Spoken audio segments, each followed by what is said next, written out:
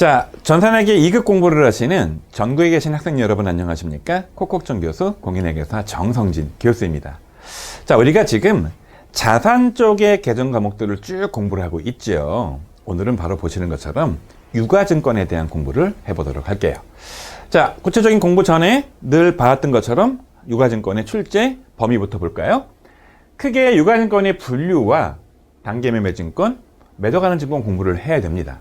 자, 그래서 보시는 것처럼 이 내용을 가지고 이론이나 실무 문제로 2, 3회 시험마다 한 문제쯤 출제가 되니까 출제 빈도가 아주 높은 건 아니지만 적절한 정도의 수준의 그런 출제 비중을 보이고 있어요.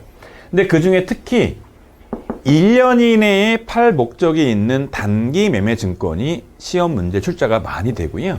보시는 것처럼 이 매도가능 증권은 단기 매매 증권의 반대 개념으로 1년 이후에 처분할 목적, 그냥 이해하기 쉽게는 장기 매매 증권으로 했으면 좋겠는데 일반 기업회계 기준은 이름을 이렇게 장기 매매가 아니라 매도 가능 증권으로 지칭하고 있는데 여러분 얘는 가끔씩만 출제가 되고 있어요. 여러분이 나중에 이제 전산회계 1급을 공부할 거라면 구분 없이 중요하게 잘 출제가 되지만 전산회계 2급은 아직 초급 정도 수준이기 때문에 자, 여러분들을 배려해서 그런지 모르겠지만 이 시험 문제는 단기 매매 증권 위주로 출제가 되고 있답니다. 자, 그럼 여러분 이제 본격적인 내용을 공부를 해야 되는데요. 잠깐만 또 한번 진도를 체크해 볼게요. 지금 이게 재무상태표의 표시이고요. 자산, 부채, 자본인데 쭉 이 순서로 지금 진행을 하고 있는 거예요. 우리가 지금 당좌 자산의 거의 마지막 부분을 공부하고 있습니다. 여러분 좀 전 말씀드린 것처럼 단기 매매 증권은요. 1년 이내에 팔 목적의 증권들을 말해요. 그래서 1년 이내에 팔아서 현금화가 될 거니까 당좌 자산으로 구분하겠죠? 근데 이 주식 같은 것들 중에서 1년 이후에 판매할 것들을 좀 아까 말씀드린 것처럼 매도 가능이라고 표현한다 그랬죠? 1년 이후에 팔 것들은 투자 개념이잖아요. 장기성으로. 그래서 투자 자산으로 분류가 되는 거니까 오늘 공부할 유가증권은 일부 내용은 당좌 자산, 일부 내용은 투자 자산에 해당하는 내용이다. 그럼 이렇게 기억하고 공부하시면 되겠죠? 그럼 본격적으로 지금부터 유가증권에 대한 내용들을 알아보도록 할게요. 자, 유가증권 관련해서 첫 번째 공부할 건 뭐냐면요. 바로 유가증권의 분류예요. 자, 유가증권이 뭘까요? 여러분 용어를 잘 보시면은요. 유는 있을 유고 가는 가치가, 가격가예요. 즉, 가치가 있는 증권을 말합니다. 증권이 뭐냐? 일종의 종이 조각이죠? 그래서 주식이나 보시는 것처럼 이렇게 채권 같은 것을 말합니다. 뭐 여러분 주식이야 잘 알겠죠? 우리나라 1등 기업이 삼성전자이기 때문에 혹시 여러분들이 삼성전자 주식을 산다? 그럼 주식을 사는 거니까 이거를 뭐라고 부르는 거냐? 내가 특정 기업에 일종의 지분을 가지고 있다, 권리가 있다, 소유권이 있다 라고 해서 지분증권이라고 부르고요. 또 하나가 바로 채권이에요. 채권 내가 돈을 빌려주는 거죠? 근데 그냥 개인적으로 돈 빌려줄게 이러면 그냥 구두로 빌려주는 거지만 차용증 받고 회사가 정식으로 채권이라는 사채권을 발행을 하고 공개적으로 돈을 모집하는 게 있어요. 이렇게 채무증권에 대해서는 채권이라고 부르는 거죠. 자, 이 전산회계 2급 차원에서는 이 채권보다는 주식 위주로 공부를 여러분 하시면 되는 겁니다. 이 주식에 대한 자세한 양식 같은 것들은 제가 저 뒤쪽에 자본금 쪽 공부할 때 설명을 드리도록 하겠습니다. 자, 그래서 자, 유가증권은 크게는 주식도 있고 채권이 있는데 자, 이 주식과 채권을 어떻게 분류하냐라는 거예요. 여러분, 요게 시험 문제에 굉장히 자주 출제되는 중요한 내용이기 때문에 한번 분류해 볼까요? 자, 회계는 기본적으로 장단기 구분을 하지 않습니까? 자, 보시는 것처럼 크게 단기에 사고 팔 목적이 있는 단기 매매 증권. 여러분, 요거는 1년 이내에 이제 사고 팔아서 이익을 볼 거기 때문에 단기는 단기인데 이름 자체를 이런 식으로 단기 매매 증권으로 정해놨기 때문에 여러분 살짝의 암기는 필요합니다. 자, 또 하나가 이제 반대 개념인 건데요. 단기가 아니라 장기성으로 판매할 목적이 있다라고 하면 사실 이 반대되는 개념은 장기 매매 증권인데 일반 기업회계 기준은 얘를 장기라고 표현하지 않고 보시는 것처럼 매도 가능 증권이라고 표시를 했기 때문에 이게 살짝 조금 암기가 필요해요. 그래서 보시는 것처럼 회계기간 말 기준으로 1년 이내에 처분할 목적을 갖고 있고 이게 내가 원할 때 아무 때나 팔 수 있다. 여러분 삼성전자 주식은 아무 때나 팔 수 있거든요. 현대차가 발행한 채권은 내가 갖고 있다가 아무 때나 팔 수가 있습니다. 이게 채권 중에 여러분 헷갈리면 안 되는 게요. 내가 남한테 빌려준 돈이잖아요. 근데 개인적으로 빌려주고 차용증을 받으면 차용증으로 누구한테 그걸 거래하겠습니까? 남한테 못 팔아요. 그런데 현대자동차가 공개적으로 모집할 때 채권을 내가 샀다? 그럼 이 채권을 현대자동차가 만기 때 갚기 전이라 하더라도 나는 이걸 들고 시장에서 마음대로 거래할 수 있답니다. 시장성이 있는 거예요. 즉 시장성이란 말의 의미는 내가 1년 이내에 아무 때나 팔 수가 있는 거기 때문에 시장성이 있어야 단기 매매가 되는 겁니다. 자, 또 하나 주의할 거는 주식만 있는 게 아니에요. 채권도 내가 아무 때나 팔 수 있다 그랬죠. 현대자동차 채권 말씀드린 것처럼 그거 조심을 하시고요. 또 하나가 시장성이 없어진다면 시장성이 없어져. 그럼 이게 1년 이내에 팔 수가 없을 거 아니에요. 거래가 안 되니까. 그럼 얘는 단기 매매가 아닌 거죠. 오랫동안 보유할 수 있으니까 얘는 뭘로 분류하는 거다? 매도 가능 증권으로 분류하는 거다. 여러분 요것도 좀 주의해 주시고요. 자, 이 매도 가능 증권은 1년 이후에 처분할 목적이 있는 주식이나 채권들을 말하는 겁니다. 여러분 또 하나 참고할 게 있는 게요. 여기 보면 만기 보유 증권이란 말이 나와요. 자, 만기가 뭡니까? 여러분 일반적으로 만기는 주식에서 나오는 얘기가 아니에요. 채권에서 만기란 얘기가 나오는 거죠. 채권만 만기가 있으니까. 그래서 만기까지 보유할 목적의 주식 증권이다? 여러분 이거는 오로지 채권밖에 없습니다. 그래서 원래는 크게는 단기 매매 증권, 매도 가능 증권, 만기 보유 증권 세 개를 분류를 해야 되는 거예요. 전산회계 1급 차원에서 그렇게 공부를 해야 되는데 전산회계 2급은 요건 잘 안 나와요. 만기 보유는. 참고로만 알아두시는 겁니다. 그래서 만기까지 보유한 증권은 채권이구나. 근데 만기 길겠죠? 그래서 여러분 이 만기 보유 증권은 일반적으로 투자자산으로 분류한다. 여러분 이렇게 이해하시면 되는 건데 혹시 곧 판매할 수 있는 채권이라면 단기로 분류한다. 이렇게 이해하시면 돼요. 자, 어려운 개념은 아니니까 장단기 기준으로 이렇게 1년 기준으로 이해를 하시고요. 요 관련된 기출문제를 하나 풀어보도록 할게요. 자, 2021년 출제됐던 문제인 거지요. 다음 중 재무제표에 사용되는 계정 과목에 대한 설명으로 가장 잘못된 것은 그랬습니다. 딱 보니까 여러 계정 과목을 묻는 중에 이제 매도 가능 증권을 물어봤네요. 현금, 통화나 주화나 지폐, 타인 발행 투표, 우편한 증서들이다. 여러분 저 앞전에 공부했던 내용이지요. 현금은 당장 쓸 수 있는 돈 같은 것들을 말하는 거기 때문에 통화는 당연한 거고 타인이 발행한 투표도 마음대로 쓸 수가 있죠. 현금처럼. 또 한편 우편한 증서도 당장 우체국 가면 돈을 바꿔주기 때문에 다 현금처럼 쓸 수 있는 것들이자. 맞는 얘기죠? 자, 매도 가능 증권. 여러분 매도 가능 증권이니까 장기 매매 증권이란 뜻이라 그랬죠. 그래서 이거는 시장성이 있는 유가증권으로서 단기간 내의 매매 차익을 목적으로 취득하고 매도가 적극적이고 빈번하게 이루어지는 주식이나 국채나 공채나 사채를 말하는 거다. 자, 주식도 마찬가지고 채권도 마찬가지이긴 한데 이 매도 가능 증권은 단기성이 아니라고 했죠. 얘는 장기성이라고 했으니까 틀린 말인 겁니다.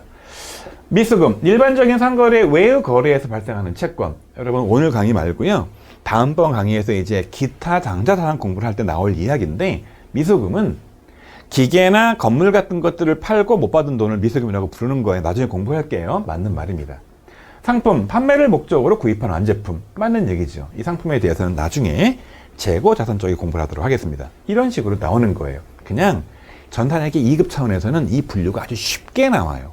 그래서 흔히 묻는 문제가 매도 가능 증권은 1년 이후, 단기 매매 증권은 1년 이내. 이것만 여러분 아시면 풀 수 있는 문제가 대부분이랍니다. 자, 그럼 다음 내용 계속 이어서 보도록 할게요. 자, 우리가 좀 전에 크게 전산회계 2급 차원에서는 1년 이내 처분 목적이 있는 단기 매매와 1년 이후에 처분 목적이 있는 만기 보유로 구분한다고 했죠. 바로 첫 번째 단기 매매 증권입니다. 여러분이 단기 매매 증권은 어떤 단계를 거치냐면 첫 번째 취득을 합니다. 일정 기간 보유를 하겠죠? 자, 나중에 처분하겠죠. 이 전체적인 흐름이 얼마 만에 끝난다는 겁니까? 1년 이내에 끝나겠다. 이런 얘기죠. 자, 주의할 거예요. 취득할 때 이제 증권회사 같은 거를 통해서 내가 주식이나 채권을 취득을 할 때 약간의 비용이 들어요. 자, 이 수수료 비용은요. 보시는 것처럼 영업 외 비용으로 처리합니다. 여러분, 이 회사가 일반적으로 자, 어떤 상품이나 제품 같은 것들을 판매하는 걸 목적으로 하기 때문에 이게 주 업종이에요. 여러분, 그런데 이건 지금 단계매매증권은 주식이나 채권이잖아요. 주식이나 채권을 거래하는, 원래 사고 팔려고 목적으로 만든 회사가 아니에요. 그래서 이 단계매매증권은 부수적인 거래이다 보니까 여기서 발생한 비용을 뭐로 처리하는 거다? 영업 내인 판관비가 아니라 영업 외 비용 처리하는 거고요. 보유를 하다 보면 여러분 연말에 기말에 평가를 하게 돼 있어요. 내가 처음 살 때보다 이 주식이나 채권의 가격이 오를 수 있죠. 여러분, 다시 말하지만 일반적으로 전산하기 이급은 주식 위주예요. 주식 가격이 올랐다? 평가 이익이 생겨요. 주식 가격이 내렸다? 평가 손실이 생겨요. 그래서 그 평가 손익을 인식을 기말에 해줘야 돼요. 나중에 이를 처분하잖아요. 내가 샀던 금액보다 비싸게 팔 수 있고 싸게 팔 수 있겠죠. 그래서 보시는 것처럼 주식을 처분할 때 손실이나 이익이 생기는 이런 세 가지 흐름에 주의를 해야 합니다. 자, 그러면 지금부터 어떤 사례를 가지고 한번 요 3단계를 한번 보도록 할게요. 자, 첫 번째 단계입니다. 문제부터 먼저 보도록 할게요. 단기매매 증권에 관한 자료가 다음과 같은 경우 취득 시점, 기말 결산 시점, 그리고 처분 시점, 요거죠? 요 별로 회계 처리를 해라 라고 되어 있습니다. 자, 9월 25일자에 주식이 몇 주입니까? 1000주를 현금 600만원, 총 이만큼 돈이 나간 겁니다. 구입을 했는데 액면 금액이 5,000원이래요. 여러분, 유가증권 이 공부를 할 때 액면 금액은 하나도 중요하지 않아요. 나중에 저 뒤에서 자본금을 공부할 때는 필요한 내용이지만 얘는 중요하지 않아요. 취득 금액이 중요한 거죠. 이때 거래 수수료로 10만 원을 현금으로 지급했대요. 여러분, 요 내용 가지고 다시 좀 이따가 문제를 풀어볼게요. 자, 그러다가 이제 몇 달 지나서 12월 31일이 된 거예요. 근데 이 주식 1000주를 공정가치 시세를 다시 따져보니까 600만 원이 아니고 얼마라는 겁니까? 650만 원이 됐대요. 얼마가 좀 오른 겁니까? 자, 50만 원 정도 금액이 올랐어요. 상승을 한 거죠. 그럼 주식평가 이익이 생기겠죠? 그래놓고 다음 연도 3월 3일 날, 자, 이 중에서 1000주 중에 반이죠? 500주를 얼마에 판 겁니까? 350만 원에 판 거죠. 지금 650만 원이 전체 가격인데 반이니까 요거의 반, 325만 원짜리겠죠? 325만 원짜리인데 이걸 얼마에 팔았느냐? 350만 원에 판 거예요. 자, 더 비싸게 팔았죠? 여기서도 여러분 금액이 더 증가했어요. 얘는 평가한 금액이 증가한 거고 얘는 처분한 금액이 증가한 거죠. 여러분, 요 세 가지 흐름을 한번 저랑 지금부터 구체적으로 문제를 풀어보도록 하겠습니다. 자, 먼저 취득한 시점 9월 25일이에요. 자, 이때 어떻게 했느냐? 차변되면 분기를 끊어야죠. 보시는 것처럼 현금이 얼마가 나갔냐면 610만 원이 나갔어요. 왜 610만 원이죠? 600만 원은 보시는 것처럼 주식을 샀는데 이 주식이 1년 이내에 처분할 목적인 단기매매 증권입니다.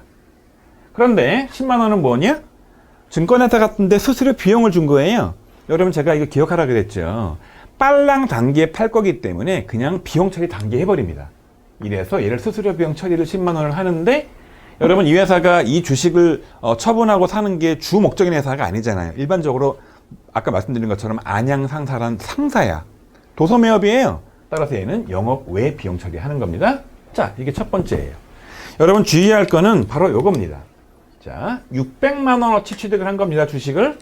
그런데 12월 31일이 딱 돼서 연말이 된 겁니다. 주식 가격이 어떻게 바뀌었나 보니까 보시는 것처럼 600만 원짜리가 650만 원으로 얼마가 올라간 겁니까? 50만 원이 증가했어요. 여러분, 따라서 600만 원짜리를 650으로 바꿔야 되기 때문에 이렇게 단계매매증권 50만 원을 추가적으로 더 잡아줘야 됩니다. 차변에. 자산이 느는 거죠? 오른쪽에 뭐라고 잡을까요? 얘 가격이 오르는 바람에 이익을 받네. 평가 이익이다. 라고 해서 단기매매증권. 판 게 아니잖아요? 평가한 거니까. 이름을 뭐라고 붙였느냐? 평가하면서 이익이 생겼다. 평가이익이 50만 원 생겼고, 이 평가이익도 이 회사의 주업은 아니니까 영업 외 수익에다가 잡는 겁니다. 나중에 저랑 K랩 입력을 하겠지만 이 영업의 비용, 수익이나 비용 같은 것들은 900번 뗀 거고, 이것도 900번 뜨겠죠? 다 900번대로 입력이 될 겁니다. 자, 이렇게 연말에 평가를 하고, 그럼 또 하나 주의할 거, 주식이 이제 얼마가 된 겁니까? 600 더하기 50해서 주식이 얼마가 되어 있다? 650만 원으로 이제 금액이 바뀌어 있는 거죠. 자, 그럼 여러분, 이게, 자, 평가를 이렇게 해서 주식이 늘어나게 되면 요게 재무제표에 어떤 변화를 일으키나 그 효과도 한번 보도록 할게요. 자, 단기 매매 증권 평가 이익 발생 시의 재무제표의 변화예요. 먼저 재무상태표, 그 다음 손익계산서죠. 자, 좀 아까 50만 원 증가했죠? 따라서 보시는 것처럼 단기 매매 증권이 이렇게 증가합니다. 또 한편 손익계산서에 단기 매매 증권 평가 이익을 잡기 때문에 얘가 또 증가하는 거죠. 그래서 손익계산서 안에 들어가니까 결국 이 밑에 단기 순이익도 이만큼 증가하겠죠. 거꾸로 가격이 떨어지면 단기 매매 증권은 감소할 거고요. 여기 평가 손실이 잡혀서 단기 순이익이 줄겠죠. 여러분 이런 식으로 표시가 되는 겁니다. 자, 이제 그러면 12월 31일 지난 다음에 그 다음 연도에 주식을 팔았다고 했죠. 원래 1000주를 가지고 있었는데 이 중에서 500주만 처분을 합니다. 여러분 그런데 이 1000주 있을 때 이 주식 가격이 얼마였냐면요 650만 원이었어요. 근데 여러분 이 중에 반이니까 이거의 반이 얼마가 될까요? 자, 650만 원을 2로 나누면 이 금액이 325만 원치를 처분한 겁니다. 근데 여러분 얼마에 처분했습니까? 자, 보시는 것처럼 현금이 얼마가 들어왔느냐? 350이 들어왔어요. 실제 이만큼 처분을 했는데 현금이 얼마가 들어왔냐면 350만 원이 자, 입금된 겁니다. 장부에 있는 금액보다 더 많은 금액이 들어왔죠? 얼마가 더 들어왔습니까? 보시는 것처럼 325만 원 들어왔는데 더 들어온 금액이 얼마다? 25만 원이죠. 이게 뭡니까? 단기 매매 증권을 아까는 12월 31일에 평가했죠? 얘는 판 거잖아요. 자, 이 용어를 매각 이익이라고 처리하지 않고 이 K랩은 처분 이익, 단기 매매 증권 처분 이익으로 입력하게 되어 있어요. 그리고 영업의 수익 처리하는 거죠. 자, 여러분 이 용어는 다 외울 필요는 없는 게요. 나중에 K랩 입력을 할 때는 F2 눌러가지고 단기 매매만 쳐도 이 단기 매매가 있는 용어가 다 뜨잖아요. 계정 과목들이. 거기서 고르면 되는 겁니다. 혹시 이거 단기 매매도 안 떠오른다? 여러분이 단기 매매도 안 떠오르면 시험 보러 가면 안 되겠죠. 예, 그 정도는 여러분 해야 되는 겁니다. 자, 여러분 요거 이제 저랑 이 문제 가지고 K랩에 입력을 한번 해보고요. 그리고 추가적인 문제도 하나 더 풀어보도록 하겠습니다. 자, 여러분 그럼 좀 전 공부했던 단기 매매 증권의 취득, 그리고 그해 연도 말 기말 12월 31일, 그리고 처분할 때 이 3단계별로 한번 K랩에 입력을 해보도록 할게요.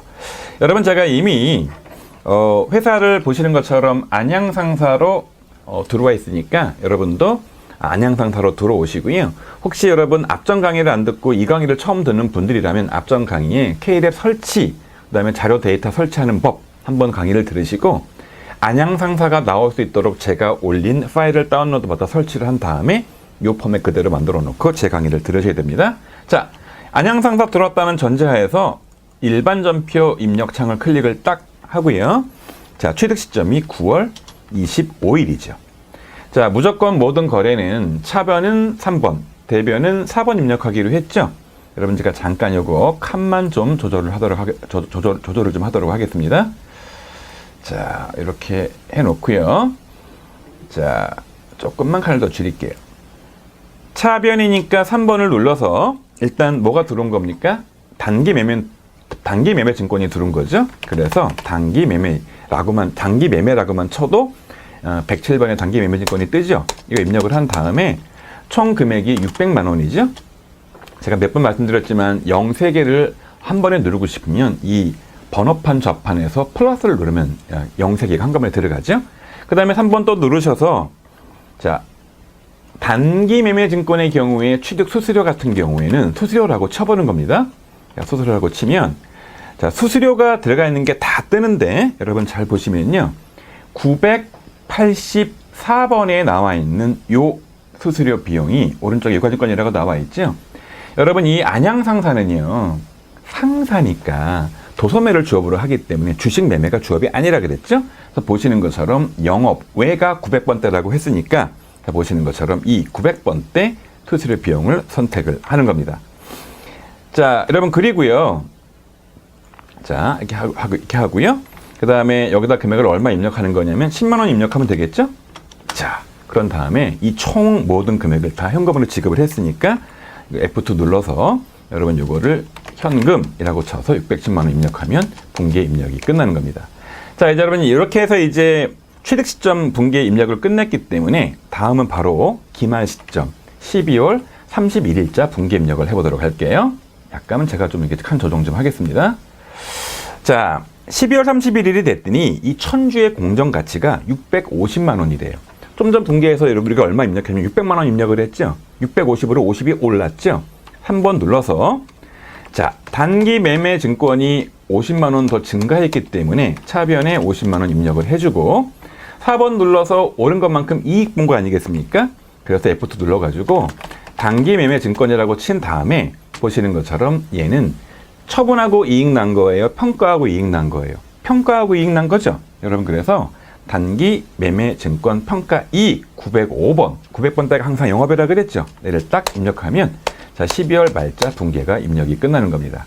자 그래서 다시 말씀드리면 자 대변의 평가 이익이 늘어서 이익 생기고 그만큼 단기 매매 증권이 자산이 증가하는 그런 분기가 되는 거죠.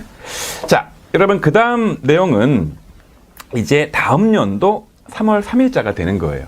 여러분 원래는 이게 지금 한 연도에 제가 화면을 보여드리는 거라 사실 얘를 죽이고 다음 연도에 다른 데이터를 불러와야 되는데 제가 그렇게 할 수가 있는 구조가 아니다 보니까 세 개를 다 그래도 시험 문제에 묻지 않아요. 근데 제가 이거를 세 개를 다 보여주다 보니 그냥 같은 창에서 입력을 하도록 할게요. 3월 3일 입력하겠습니다.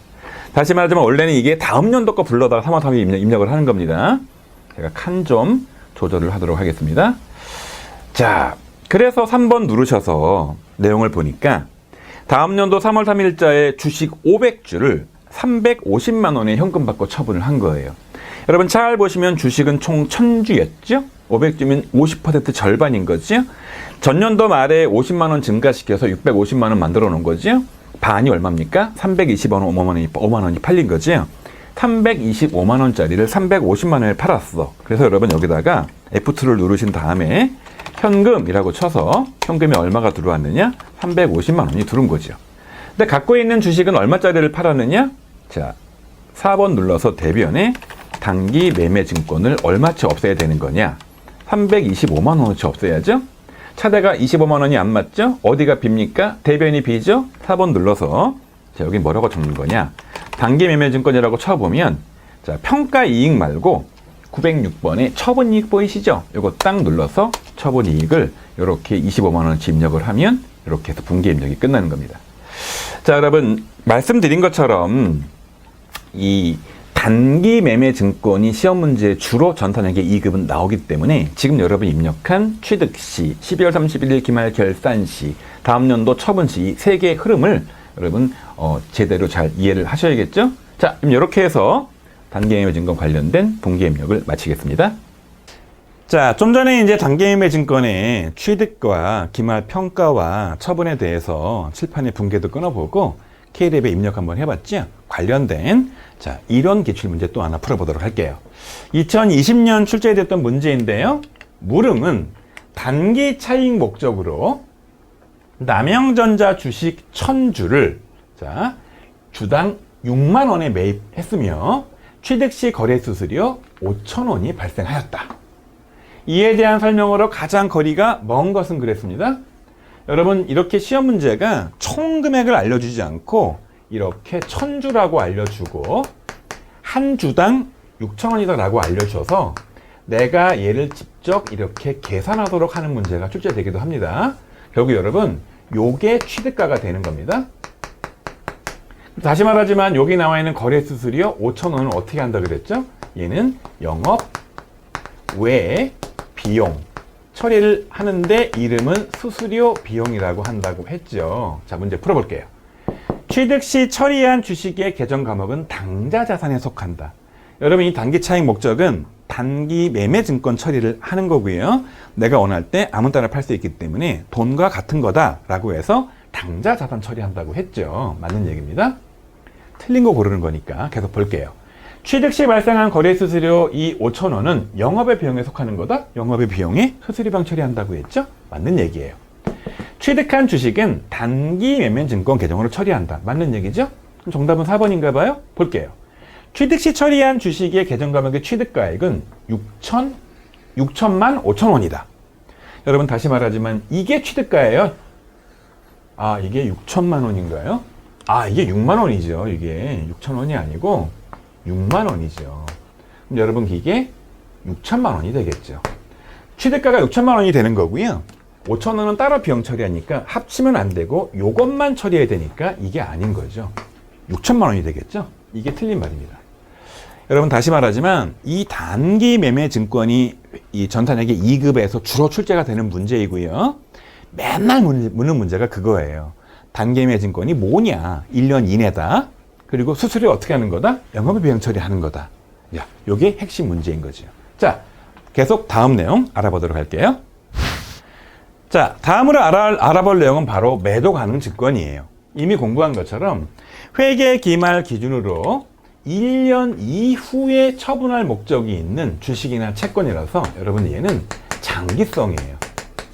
그래서 얘는 엄밀히 말하면 장기성으로 투자한 자산이기 때문에 투자 자산으로 분류가 돼요.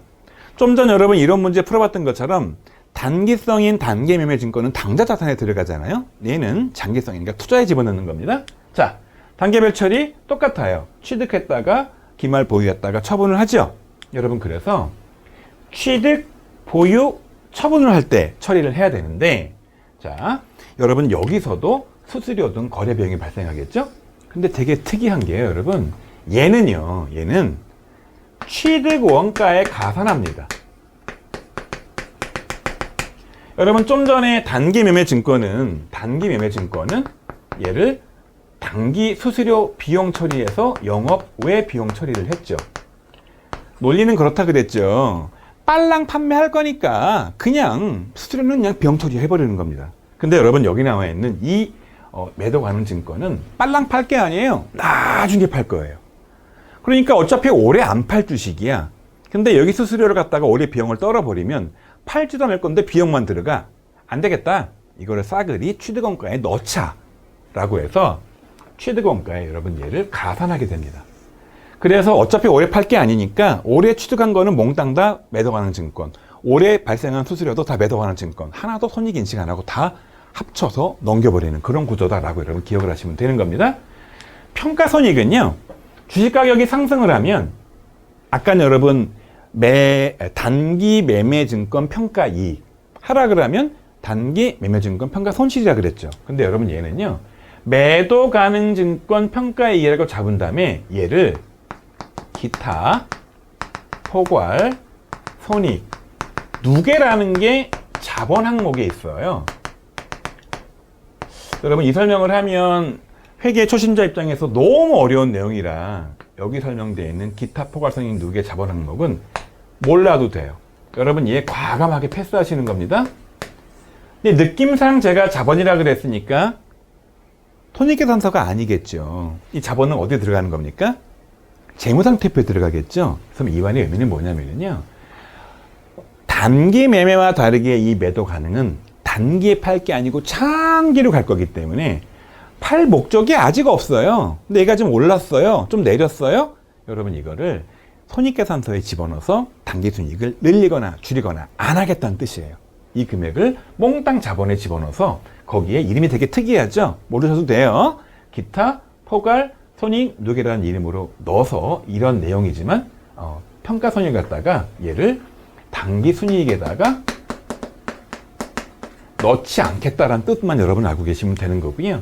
하락하면 매도 가능 증권 평가 손실이 생겼겠죠? 똑같이 여기다가 집어넣어서 자본을 줄여준 역할을 해요. 근데 여러분 이거 다시 말하지만 과감하게 패스하셔도 되고요. 이것만 아시면 돼요. 아하, 장기성이니까 당장 팔 게 아니니까 연말에 좀 가격이 오르거나 내린다 하더라도 얘는 자본에서 조정을 하는 거지 단기 순이익에다 집어넣지 말자. 그것만 기억하시면 되고요. 처분할 때는 높게 처분하면 자, 매도 가능 증권 처분 이익이라고 잡으면 되는 거고요. 낮게 처분하면 처분 손실이 발생하겠죠. 자, 이거 어차피 판 거니까 이 정도만 여러분 기억하면 되고요. 다시 말하지만 이 매도 가능 증권은 잘 안 나와요. 전산액이 2급에. 보유 몰라도 돼요. 처분 몰라도 돼요. 여러분들은 이 취득할 때 이것만 아시면 되는데 핵심은 뭐다? 단기 비용 처리하지 않고 취득원가에 가산한다. 이유는 뭐다? 어차피 나중에 팔 거니까 당장 비용 처리하지 말자. 그런 취지다. 여러분 요것만 아시면 되는 겁니다. 자, 추가적인 내용 계속 알아보도록 할게요. 자, 제가 좀 전에 매도 가능 증권의 평가 이익이나 손실이 발생을 하면 손익계산서에 안 집어넣는다 그랬죠. 자, 그래서 좀 아까 말씀드린 것처럼 이렇게 매도 가능 증권 평가 이익은 기타 포괄손익 누계라고 그랬죠. 이게 어디에 있는 항목이라 그랬죠? 자본이라 그랬죠? 한번 이걸 제가 재무제표에 표시해 볼게요. 재무상태표 손익계산서인데 여러분 아까 주식 가격이 오르면 손익계산서 금액이 올라와서 당기순이익이 올랐죠? 그런데 보시는 것처럼 이렇게 당기가 아니죠. 이게 아니고 매도 가능 증권이 증가하겠죠. 그런데 여기에서 매도 가능 증권 평가액을 여기다 집어넣는 게 아니고 여러분 여기에는 변동이 없어요. 얘는 가만히 있어요. 여기에 당기순이익이 변화가 없어요. 왜 아무것도 안 집어넣습니까? 여기다가 집어넣는 거예요. 매도 가능 증권 평가 이익을 여기다 집어넣어서 자본이 되는 거죠. 거꾸로 주식 가격이 떨어지면 매도 가능 증권이 떨어지고 여기서 떨어져서 자본을 줄여주는 거고 얘는 안 건드리는 거죠. 근데 여러분 이거는 좀 어려운 내용이라서 전산회계 2급 차원에서는 과감히 패스해도 합격에 전혀 지장이 없답니다. 여러분 이것만 주의하시면 됩니다. 자, 그 다음 내용 볼까요? 자, 이제 중요한 내용은 다 공부를 했는데요. 한번 정리 한번 해볼게요. 이 유가증권에서 자주 출제되는 내용이 바로 뭐냐? 바로 이 단기매매 증권과 매도 가능 증권의 취득 시 발생한 비용을 어떻게 할 것이냐 문제이고요. 얘는 단기 비용 처리한다 그랬죠? 영업의 비용으로. 얘는 뭐 한다 그랬습니까? 취득원가에 가산한다 그랬죠? 이것도 굉장히 출제가 자주 되는 그런 내용입니다. 문제 하나 볼게요. 2020년도 문제인데요. 다음 거래 회계 처리에 대한 설명으로 옳은 것은 그랬어요. 장기 보유 목적이라고 써 있죠? 그럼 둘 중에 뭐겠습니까? 매도 가능이겠죠? 문정의 주식 1주당 액면금액 1,000원, 이거 필요 없는 정보입니다.를 100주를 액면금액으로 매입하고 주 수수료 10만원과 함께 자기합수표를 지급했다라는 겁니다. 여러분 이 수수료 이거 어떻게 하는 겁니까? 자, 기본적으로 100주를 취득했는데 이게 하나에 1,000원을 취득한 거예요. 이 금액이 얼마가 되는 겁니까? 10만원이죠? 근데 여기에 뭘 더해야 되는 거냐? 수수료 10,000원을 더해야 돼요. 그래서 요거는 원래 주식 가격, 요건 수수료. 두 개를 합친 게 매도 가능 증권의 총 금액이 되기 때문에 11만원이 매도 가능 증권이 되는 겁니다. 자, 투자자산 얼마가 이게 매도 가능이니까 매도 가능은 투자자산이라 그랬죠. 투자자산. 따라서 투자자산 11만원이 증가하는 게 맞는 거죠? 여러분 요건 맞는 얘기입니다. 자, 그 다음에 영업의 비용 10,000원이 증가한다. 여러분 이거를 영업의 비용이 수수료 비용 처리하는 거는 무슨 얘기냐? 여러분 요거는 단기 매매 증권에서 나오는 이야기이기 때문에 여러분 요게 틀린 말이 되는 거예요. 그러니까 이게 맞는 말이겠죠? 또 만기 보유 증권 10,000원이 11만원이 증가한다? 여러분 만기 보유 증권은 시험 문제 안 나온다고 했지만 의미는 알아야죠. 여러분 만기 보유 증권은 주식에 해당하는 게 아니에요. 얘는 채권만 해당하는 겁니다. 틀린 말이죠. 유동자산 10,000원이 감소한다. 여러분 유동자산 10,000원이 감소한다. 얘는 투자자산이라고 그랬죠? 돈이 얼마가 나갔어? 자기합수표 여기 있죠? 그럼 자기합수표는 얘가 현금이에요. 현금이 얼마가 줄었습니까? 총 11만원 지급했잖아요. 이만큼 감소하죠? 유동자산은 10,000원이 아니라 11만원이 감소하니까 또 틀린 말이 되겠죠. 이런 식의 문제가 나온답니다. 자, 이제 거의 다 공부했고요. 시험 문제에 잘 나오지 않지만 가끔씩 나오는 내용이 하나 더 있습니다. 그것 좀 보도록 할게요. 자, 바로 주식의 취득 단계별 흐름을 T계정에 표시하는 문제예요. 이게 이제 전산회계 1급 같은 경우에는 T계정 문제가 잘 안 나오는데 아무래도 이 전산회계 2급은 이제 초급 과정이다 보니까 T계정을 많이 묻고 있어요. 한번 보도록 할까요? 주식회사 태평의 단기 매매증권 관련된 총계정 원장의 일부이다. 이 관련 내용으로 옳지 않은 것은 그랬습니다. 여러분 저랑 저 앞전에 재무제표의 생성 과정, 회계 순환 과정 공부를 할 때 나왔던 내용이죠. 이 총계정 원장이라는 거 원래는요. 이런 식의 태계정을 쓰는 게 아니라 현금 출납부 같은 양식의 별도 장부를 만드는 게 실무상 그래요. 그런데 이제 이 회계 공부할 때는 총계정 원장을 그리기가 힘들기 때문에 이렇게 태계정을 쓴다고 했죠. 여러분 그래서 이게 살짝 난도가 있답니다. 그래서 여러분들이 만약에 나는 시간도 없고 너무 어려운 거는 못하겠다. 합격이 목적이다라는 분들은 이 T 계정이 표시하는 내용은 과감하게 패스해도 합격에는 지장이 없습니다. 자, 볼게요. 단기 매매 증권이 이렇게 있죠. 여러분, 얘는 자산이에요. 따라서 이 T 계정, 여러분 혹시 T 계정을 모르는 분들은 이 강의 이걸 바로 들으면 안 되고 저 앞전에 T 계정 강의를 안단 전제에 설명을 드릴게요. T 계정 안 모르겠다, 그냥 패스하세요. 자, 자산이니까 왼쪽 차변이 자산이 증가하는 거고요. 오른쪽 대변은 감소하는 거죠. 4월 5일자에 100만 원어치 단기 매매 증권 주식을 산 거예요. 근데 당좌 예금을 주고 샀겠죠. 그리고 7월 24일에 50만 원이 줄었어요. 이 말은 이 산 거에 반을 판 겁니다. 그리고 12월 말이 돼서 평가를 했는데 평가 손실이 발생했어. 10만 원어치. 이 100만 원에서 50만 원 팔고 50만 원 남았죠? 100만 원어치 샀었어요. 처분하고 이제 50만 원밖에 안 남았어요. 근데 다시 여기서 또 10만 원이 평가 손실이 생겼어요. 그러면 기말에는 얼마가 되는 거냐? 40만 원이 돼 있는 게 지금 맞는 겁니다. 자, 그런데 그래서 여기 보시면 이제 여기 단기 매매 증권 여기 이렇게 10만 원, 여기 10만 원이죠, 10만 원. 자, 이렇게 10만 원이 왼쪽에 있다. 평가 손실이 생겼다. 여러분, 평가 손실은 비용이니까 차변이 증가하는 거죠. 이렇게 10만 원이라는 금액이 차변이 있단 말의 의미는 평가 손실이 10만 원 생겼다, 그 뜻이고요. 처분 이익이 보는 것처럼 이렇게 8만 원이 있다. 여러분, 처분 이익은 수익이니까 오른쪽이 대변이익이 발생을 하면은요. 여러분, 이 과정에서 50만 원어치 처분을 했단 말이에요.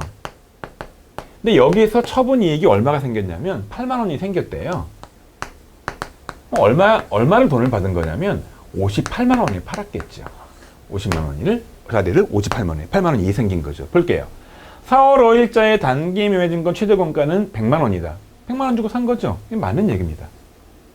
자, 7월 24일에 매각한 단기 매매 증권 처분은 58만 원이다. 58만 원 주고 팔았죠. 50만 원짜리를. 8만 원 이익 생긴 거 아닙니까? 맞는 얘기죠. 12월 31일에 단기 매매 증권 기말 공정 가액은 40만 원이다. 보시는 것처럼 40만 원짜리인 거예요.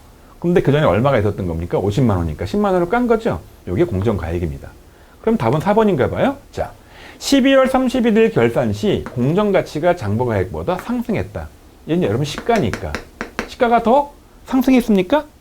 50만 원짜리 주식이 있던 게 40만 원으로 바뀌어서 오히려 하락을 했죠. 10만 원어치. 하락했으니까 뭐가 생긴 겁니까? 평가 손실이 생긴 거죠. 답은 이게 틀린 말이라 이게 답이 되는 겁니다. 여러분, 들어보니까 또 이해가 되는 것 같기도 하지만 이거를 완전히 시험장에서 맨 땅에 보면 완전히 멘탈이 붕괴될 수 있으니까 잘 모르겠으면 과감하게 패스하세요. 자, 여러분, 이상 공부한 내용 간단히 정리 한번 하고 오늘 강의 마치도록 할게요. 자, 여러분, 오늘 공부한 내용은 유가증권이지요. 유가증권은 크게 단기매매증권과 만기보유증권과 매도관증권으로 분류가 된다고 했죠. 근데 만기보유증권은 신경 쓰지 말라고 그랬죠. 요것만 채권이 있다 그랬죠. 주식 채권 다 사고 팔 수 있죠. 1년 이내다 단기매매증권, 1년 이후다 장기매매가 아니라 일반 협회 기준 얘를 매도 가능으로 이름을 바꿔놨다. 살짝 암기가 필요합니다. 단기매매증권 보시는 것처럼 수수료 비용 어떻게 한다고 그랬습니까? 당장 팔 거니까, 올해 팔 거니까 그냥 다 비용 처리합니다. 다만 영업의 비용이죠. 주식을 사고 파는 게 주업이 아니니까. 가격이 상승했다? 보유할 때 기말에 일반적으로 여러분 얘는 기말 12월 31일이죠. 뭐 하는 겁니까? 단기매매증권. 평가 이익이고 하락하면 평가 손실이죠. 나중에 팔 때 높게 팔았다. 자, 처분 이익, 낮게 팔았다. 처분 손실. 이 모든 게 다 손익계산서에 포함되는 거죠. 그래서 이게 영업 외에 손익 처리를 하는 거죠. 자, 요거 주의하시면 되고요. 다시 말씀드리지만 이 단기 매매 증권 위주로 전산액이 이익은 출제가 되는 겁니다. 자, 그런데 매도하는 증권도 있다 그랬죠. 보시는 것처럼 매도하는 증권은 다른 거 알 거 없어요. 요렇게 취득할 때 수수료 비용이 발생한다? 이거 어떻게 한다? 취득원가에 가산한다. 여러분 요것만 아시면 충분합니다. 자, 고생하셨고요. 다음 시간에 또 다른 내용으로 만나 뵙도록 할게요.